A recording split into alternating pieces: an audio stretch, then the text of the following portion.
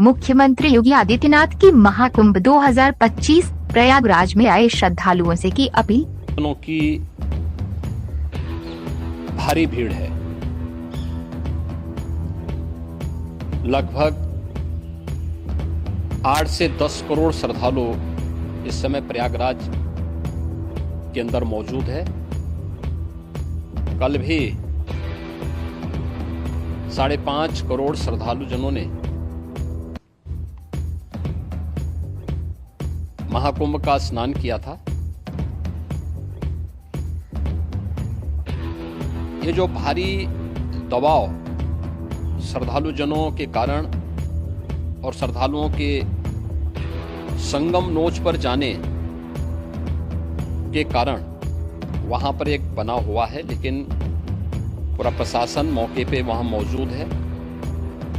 रात्रि को 1 से 2 बजे के बीच में अखाड़ा मार्ग पर, जहां पे अखाड़ों के अमृत स्नान के दृश्य से बैरिकेड्स भी किए गए थे, तो बैरिकेड्स को फांद करके आने में कुछ श्रद्धालु गंभीर रूप से घायल हुए हैं।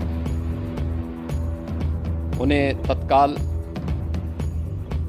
हॉस्पिटल में पहुंचा करके उपचार आदि की व्यवस्था उनके लिए की गई है। उनमें से कुछ श्रद्धालु गंभीर रूप से घायल हैं। लगातार प्रशासन स्थानीय स्तर पर श्रद्धालुओं की सकुशल स्नान कराने के दृष्टि से रात्रि को कल सायंकाल 6:30-7 बजे से ही मौनी अमावस्या का मुहूर्त प्रारंभ होने के बाद से ही लगातार लगा हुआ है। प्रयागराज में महाकुंभ में श्रद्धालु जनों के सकुशल स्नान करने,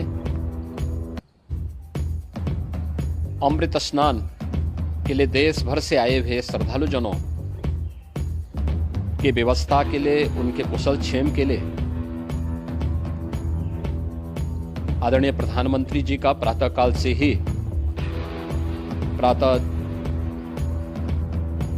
से ही उनके लगभग 4 बार प्रधानमंत्री जी ने हालचाल लिया है। माननीय गृह मंत्री जी ने, माननीय राष्ट्रीय अध्यक्ष भारतीय जनता पार्टी श्री जेपी नड्डा जी ने,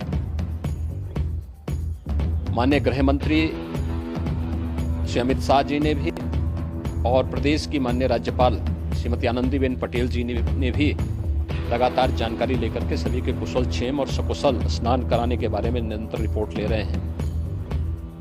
हम लोगों की प्रातःकाल से ही श्रद्धालु जन जो भी आए हैं वे स्नान कर सकें, इसके लिए यहाँ पे उच्च स्तरीय बैठक भी चल रही है, जिसमें मुख्य सचिव भी हैं, डीजीपी हैं, प्रमुख सचिव गृह हैं, मुख्यमंत्री कार्यालय के अपर मुख्य सचिव के साथ एडीजी लॉ एंड ऑर्डर के साथ साथ अन्य वरिष्ठ अधिकारीगण मौजूद हैं।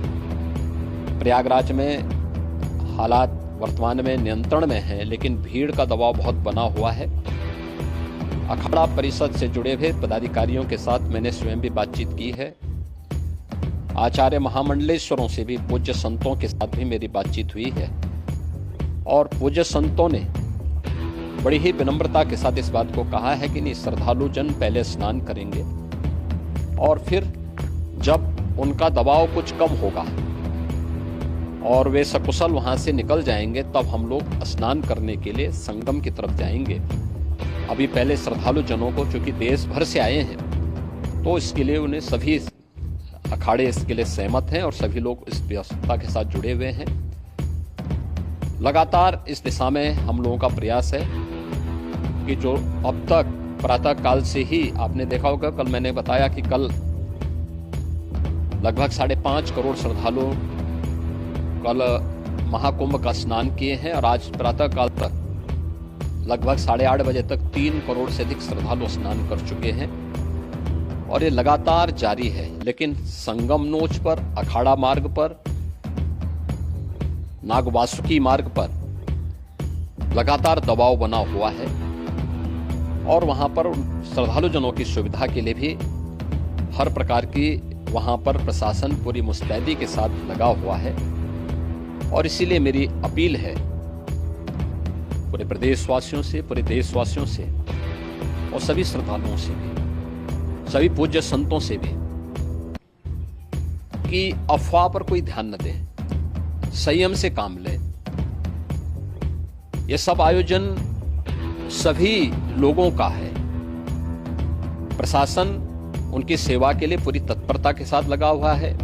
केंद्र और राज्य सरकार पूरी मजबूती के साथ वहां पर हर प्रकार का सहयोग करने के लिए तत्पर है। लेकिन कोई किसी अफवाह पे ध्यान न दे। कोई भी व्यक्ति नकारात्मक अफवाह फैलाने का प्रयास करेगा, उस प्रकार से नुकसान हो सकता है। और जहां पर हैं आप, लगभग 15 से 20 किलोमीटर के दायरे में अस्थायी घाट बनाए गए हैं। उसमें कहीं भी वे स्नान कर सकते हैं।